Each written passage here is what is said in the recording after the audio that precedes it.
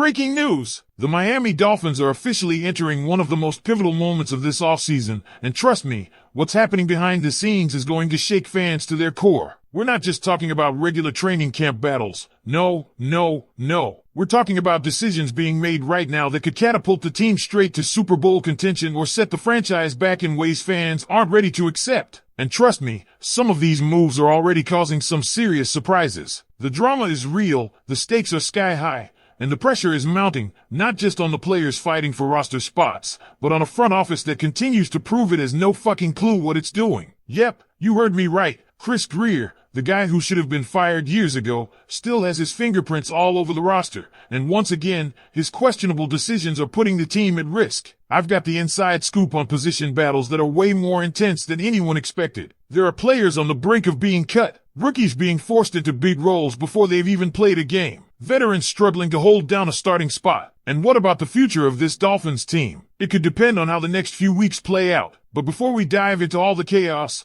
do me a favor, hit that like button, but only if you're a true Dolphins fan who's been with this team through thick and thin. And if that's you, leave a comment right now. Go Dolphins! My love is unconditional, because what I'm about to reveal will change the way you view this roster heading into the 2025 season. The Miami Dolphins have officially kicked off OTAs this week, bringing real competition back into the building. These are critical weeks for the team. Let me break down the top 5 position battles that will shape this roster, and I promise, there are some jaw-dropping storylines unfolding. First, the quarterback room is in absolute chaos. Jalen Ramsey is all but gone, expected to be off this roster in the next couple of weeks. That's not speculation anymore, that's reality. The Dolphins are eyeing free agents like Asante Samuel Jr. or Rasul Douglas to take over CB1 duties, but the real question that's making waves is, who's going to be CB2? Kader Kohou is expected to remain the nickel guy in Anthony Weaver's defense, which leaves one outside corner spot wide open. And here's where it gets wild. The battle comes down to Storm Duck, the undrafted free agent from last year who stepped up big time,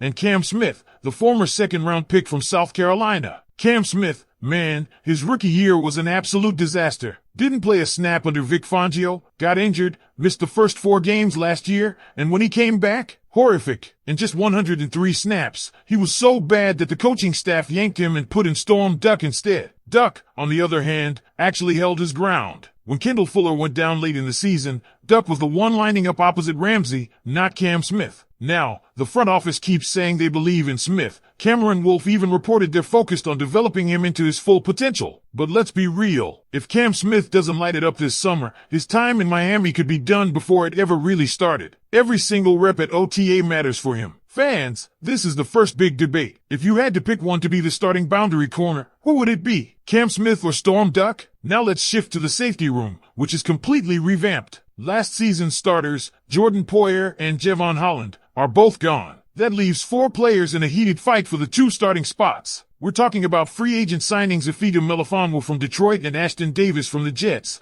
plus second-year Patrick McMorris and the veteran special teams standout Elijah Campbell. Let's be honest, Campbell has value on special teams, no doubt, but betting on him as a starting safety seems unlikely. The early favorites are clearly Melifonwu and Davis, especially Davis, who had a really solid stint with the Jets, reliable in coverage and, most importantly, a phenomenal tackler with a 9.4% missed tackle rate. That's the kind of run-stopping aggression this defense desperately needs. But if there's one underdog to watch, it's McMorris. He had a decent preseason last year but got hurt, came back mid-season, and now finds himself squarely on the roster bubble. Miami drafting Dante Trader Jr. in the 5th round this year, a round higher than where they grabbed McMorris, sent a loud message. McMorris has 2 weeks to prove he deserves a spot where he could be out the door. The question now is whether McDaniel and Weaver trust the veterans or are willing to roll the dice on youth. Let's keep it rolling because the running back room isn't safe either. Devin Achane is locked in as RB1, but who's going to be RB2? Right now, the battle looks like it's favoring rookie Jalen Wright,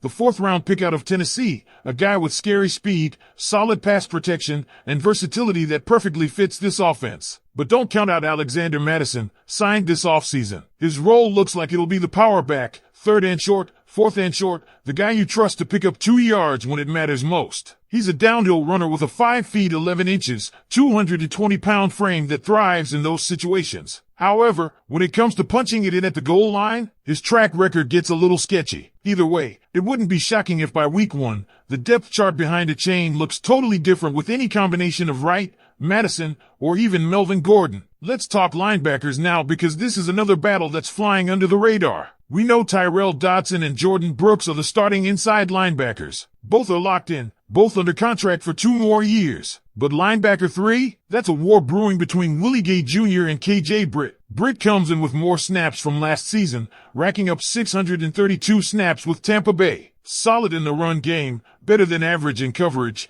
and just a physical presence in the middle of the field. On the flip side, Willie Gay is known as a rangy, sideline-to-sideline guy who has flashed in both New Orleans and Kansas City but never quite put it all together consistently. There's also a wild card here, UDFA Eugene Asante out of Auburn. This kid is blazing fast, ran a 4.48 at his pro day, has tons of special teams experience, and is exactly the type of sleeper Chris Grier loves to gamble on. And we all know how those gambles usually go. If the Dolphins carry 5 linebackers like last season, it could be Dodson, Brooks, Britt, Gay, and Asante, which might leave Channing Tindall completely out in the cold. And let's not forget the defensive line. There were tons of questions heading into the draft about what Miami would do up front. And for once, just once, Chris Grier didn't completely screw it up. Kenneth Grant was the first-round pick, a monster who can line up at nose or slide over to 3-tech next to Zach Sealer. This dude is the real deal. The real sleeper here, though, is 5th-round pick Jordan Phillips from Maryland. Only 20 years old, one of the youngest players on the roster, but man, his motor doesn't stop. He could end up pushing Benito Jones for that starting 1-tech spot. With Zeke Biggers coming in as a 7th-round pick and some veterans like Benito Jones getting re-signed, it's going to be fascinating to see how this line shapes up when the pads finally come on. And now I've got to ask you this. Looking at everything happening with the cornerbacks, safeties, running backs, linebackers, and defensive line, which of these position battles do you think is the most critical for Miami to solve if this team actually wants to be a Super Bowl contender? Because here's where things start getting even messier behind the scenes. Let's be honest, Dolphins fans, this isn't just about filling depth on the roster. These battles could determine whether this team thrives or collapses in 2025. The margin for error is razor thin. And when you've got a front office led by Chris Grier, who, frankly, has overstayed his welcome, the concern isn't just about the players. It's about whether the front office even knows how to handle this right. Let's circle back to the cornerback situation, because losing Jalen Ramsey isn't just a personnel loss, it's a leadership vacuum. Ramsey was the vocal leader of that secondary. Now, you've got Kader Cole locked into the nickel, but if they don't sign a big-name free agent, this defense is dangerously thin on the boundary. And here's the truth. If Cam Smith flames out again and Storm Duck can't replicate what he did at the end of last season, this entire secondary collapses. And don't forget, Miami's schedule isn't exactly a cakewalk. You've got high-powered offenses, elite quarterbacks, and if this CB2 battle doesn't produce a legitimate NFL starter, it's going to be open season for opposing offenses. I mean, imagine facing guys like Josh Allen, Patrick Mahomes, or Joe Burrow with a weak cornerback opposite whoever they sign as CB1. This isn't just a battle for depth, it's a fight for survival on defense. And when it comes to the safeties, the danger is just as real. Sure, Ashton Davis has the experience. Sure, Efeatu Melifonwo has flashed potential. But there's no proven alpha in this safety group. Gone are the days of leaning on Javon Holland's elite playmaking. Now it's a hope and praise situation where McMorris, Campbell, or rookie Dante Trader Jr. have to massively outperform expectations. If Brian Dooker and Anthony Weaver can't whip this group into shape fast, it won't matter how good the front 7 is, the secondary will be a liability. Now let's pivot to the running backs because this isn't as